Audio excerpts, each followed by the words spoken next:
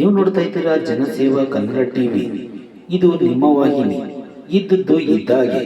Lingayat Mahasabha ಕಾಯಕಯೋಗಿ foundation ವತಿಯಿಂದ ಬಸವಣ್ಣನವರ ಪುತ್ಥಳಿಗೆ ಪುಷ್ಪನಮನ. ಮಂಡ್ಯದಲ್ಲಿ ನಡೆಯುತ್ತಿರುವ 87ನೇ ಅಖಿಲ ಭಾರತ ಕನ್ನಡ ಸಾಹಿತ್ಯ ಸಮ್ಮೇಳನದ ಮುಖ್ಯ ದ್ವಾರದಲ್ಲಿ ಪ್ರತಿಷ್ಠಾಪಿಸಿರುವ ವಿಶ್ವಗುರು ಬಸವಣ್ಣನವರ ಪುತ್ಥಳಿಗೆ ಲಿಂಗಾಯತ ಮಹಾಸಭಾ ಹಾಗೂ ಕಾಯಕಯೋಗಿ ಫೌಂಡೇಶನ್ ವತಿಯಿಂದ ಪುಷ್ಪಾರ್ಚನೆ ಸಲ್ಲಿಸಲಾಯಿತು. ಈ ಸಂದರ್ಭದಲ್ಲಿ ಮಾತನಾಡಿದ ಲಿಂಗಾಯತ ಮಹಾಸಭಾ ಅಧ್ಯಕ್ಷರಾದ ಬೆಟ್ಟಹಳ್ಳಿ ಮಂಜುನಾಥ್ ರವರು, ಸಾಹಿತ್ಯ ಸಮ್ಮೇಳನ ತುಂಬಾ ಅರ್ಥಪೂರ್ಣವಾಗಿದೆ.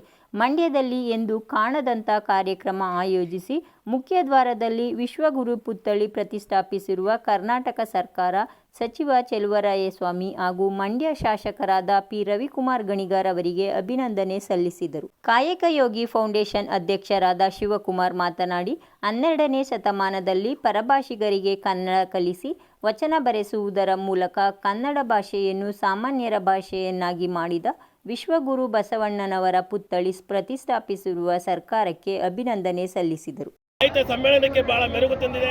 ಹಾಗಾಗಿ ಬಸವಣ್ಣನವರ ಪುತ್ಥಳಿಗೆ ಮತ್ತು ಅವರ ಮಹಾದ್ವಾರಗಳನ್ನು ಸಂಘಟನೆ ಮಾಡಲಿಕ್ಕೆ ಜಿಲ್ಲಾಡಳಿತ ಮತ್ತು ಮಂಡ್ಯ ಜಿಲ್ಲಾ ಉಸ್ತುವಾರಿ ಸಚಿವರು, ಸ್ಥಳೀಯ ಶಾಸಕರು ಹಾಗೂ ಈ ಸಂಘಟನೆ ಎಲ್ಲ ಮುಖಂಡರು ಕೂಡ ಅನಂತ ಧನ್ಯವಾದಗಳನ್ನು ಅರ್ಪಿಸ್ತಾ ಇದ್ದೇನೆ. ಇವತ್ತು ಸಕ್ಕರೆ ನಾಡು ಮಂಡ್ಯ ಜಿಲ್ಲೆಯಲ್ಲಿ ವಿಶ್ವಗುರು ಬಸವಣ್ಣನವರ ಪುತ್ಥಳಿಯನ್ನು ಕನ್ನಡ ಸಾಹಿತ್ಯ ಸಮ್ಮೇಳನದ ಪ್ರವೇಶ ದ್ವಾರದಲ್ಲಿ ಪ್ರತಿಷ್ಠಾಪಿಸಿರುವುದಕ್ಕೆ ನಾವು ಸರ್ಕಾರವನ್ನು ಅಭಿನಂದಿಸ್ತಾ ಇದ್ದೇವೆ. ಕನ್ನಡ ಅಂತಂದರೆ ಅದು ಬಸವಣ್ಣ ಅಂದರೆ ಕನ್ನಡ. 12ನೇ ಶತಮಾನದಲ್ಲಿ ವಿಶ್ವಗುರು ಬಸವಣ್ಣನವರು ಕಸ ಗುಡಿಸೋರಿಂದ ಹಿಡಿದು ಆಫ್ಘಾನಿಸ್ತಾನದವರಿಂದ ಹಿಡಿದು ಎಲ್ಲ ಪರಭಾಷಿಕರಿಗೆ ಕನ್ನಡ ಭಾಷೆಯನ್ನು ಕಲಿಸಿ ಅವರಿಂದ ವಚನಗಳನ್ನು ಬರೆಸೋದ್ರ ಮೂಲಕ ಕನ್ನಡ ಭಾಷೆಯನ್ನು ಸಾಮಾನ್ಯರ ಭಾಷೆಯನ್ನಾಗಿ ಮಾಡಿ ದೈವೀಕರಣದ ಭಾಷೆಯನ್ನಾಗಿ ಮಾಡಿದಂಥವರು ವಿಶ್ವಗುರು ಬಸವಣ್ಣನವರು. ಅಂಥವರ ಪುತ್ಥಳಿಯನ್ನು ಇವತ್ತು ಗಂಡು ಮೆಟ್ಟಿನ ಭೂಮಿ ಮಂಡ್ಯದಲ್ಲಿ ಪ್ರವೇಶ ದ್ವಾರದಲ್ಲಿ ಇರಿಸಿರುವುದಕ್ಕೆ ನಾವು ಮುಖ್ಯಮಂತ್ರಿ ಸಿದ್ದರಾಮಯ್ಯನವರು ಮತ್ತು ಚೆಲುವರಾಯಸ್ವಾಮಿಯವರು ಮತ್ತು ಶಾಸಕರಾದಂಥ ರವಿ ಗಣಿಗ ಅವರು ಮತ್ತು ಜಿಲ್ಲಾಡಳಿತಕ್ಕೆ ಅಭಿನಂದನೆಯನ್ನು ಸಲ್ಲಿಸ್ತಾರೆ. ಸಾಹಿತ್ಯ ಸಮ್ಮೇಳನ ತುಂಬ ಅರ್ಥಪೂರ್ಣವಾಗಿ ಮಂಡ್ಯ ನಗರದಲ್ಲಿ ನೆರವೇರ್ತಾ ಇದೆ.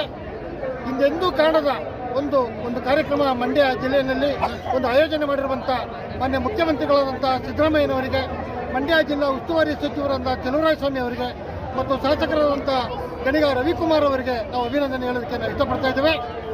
ಹಿಂದೆ ಎಂದೂ ಈ ರೀತಿ ಕಾರ್ಯಕ್ರಮನ ಮಾಡಿಲ್ಲ. ಅದರಲ್ಲೂ ಬಸವಣ್ಣನವರ ಪುತ್ಥಳಿಯನ್ನು ಮುಖ್ಯ ದ್ವಾರದಲ್ಲಿ ಇರಿಸಿ ಮತ್ತು ಸಭಾಮಂಟಪದಲ್ಲಿ ಬಸವಣ್ಣನವರ ಭಾವಚಿತ್ರವನ್ನು ಅಳವಡಿಸಿ ಅನೇಕ ಕಡೆ ಅವರ ದ್ವಾರವನ್ನು ಅಳವಡಿಸಿರುವುದು ನಮಗೆ ತುಂಬ ಸಂತೋಷ ತಂದಿದೆ. ನಾವು ಲಿಂಗಾಯತ ಮಹಾಸಭಾ ಮತ್ತು ಕಾಯಕಯೋಗಿ ಫೌಂಡೇಶನ್ ವತಿಯಿಂದ ಸರ್ಕಾರಕ್ಕೆ ನಾವು ಅಭಿನಂದನೆಗಳನ್ನು ಸಲ್ಲಿಸ್ತಾ ಇದ್ದೇವೆ. ಈ ಥರ ಕಾರ್ಯಕ್ರಮನ ಮಾಡಿದಾಗ, ಇಂಥ ಮಹಾನ್ವೀಯರನ್ನು ಈ ರೀತಿ ಪ್ರಚಾರಪಡಿಸಿದಾಗ ಸಾಮಾನ್ಯ ಜನತೆಗೆ ಅವರ ವಿಶ್ವಗುರು ಬಸವಣ್ಣನವರು 12ನೇ ಶತಮಾನದಲ್ಲಿ ಕನ್ನಡದಲ್ಲೇ ವಚನ ಸಾಹಿತ್ಯವನ್ನು ರಚಿಸಿ ಕನ್ನಡಕ್ಕೆ ದೊಡ್ಡ ಬುನಾದಿ ಆಗ್ತಂಥವ್ರು. ಇವತ್ತು ಕನ್ನಡ ಸಾಹಿತ್ಯ ಸಮ್ಮೇಳನ ಕನ್ನಡ ಉಳಿದಿದೆ ಅಂತಂದರೆ ಬಸವಾದಿ ಶರಣರ ಒಂದು ದೊಡ್ಡ ಕೊಡುಗೆ ಅದರಲ್ಲಿ ಅಡಗಿದೆ. ಇಂಥ ಮಹಾತ್ಮರನ್ನು ಇಂಥ ಮುಖ್ಯ ದ್ವಾರದಲ್ಲಿ ಇರಿಸಿ ಅವರಿಗೆ ಒಂದು ಗೌರವ ಸಲ್ಲಿಸ್ತಾ ಇರುವುದು ಕರ್ನಾಟಕ ಸರ್ಕಾರಕ್ಕೆ ನಮ್ಮ ಅಭಿನಂದನೆಗಳನ್ನು. ಸಬ್ಸ್ಕ್ರೈಬ್ ಬಟನ್ ಮೇಲೆ ಕ್ಲಿಕ್ ಮಾಡಿ ಹಾಗೂ ನಮ್ಮ ಹೊಸ ವಿಡಿಯೋ ನೋಟಿಫಿಕೇಷನ್ಗೋಸ್ಕರ ಪಕ್ಕದಲ್ಲಿ ಕಾಣುವ ಬೆಲ್ ಬಟನ್ ಮೇಲೆ ಕ್ಲಿಕ್ ಮಾಡಿ ಹಾಗೂ ಲೈಕ್ ಮಾಡಿ, ಶೇರ್ ಮಾಡಿ, ಕಮೆಂಟ್ ಮಾಡಿ.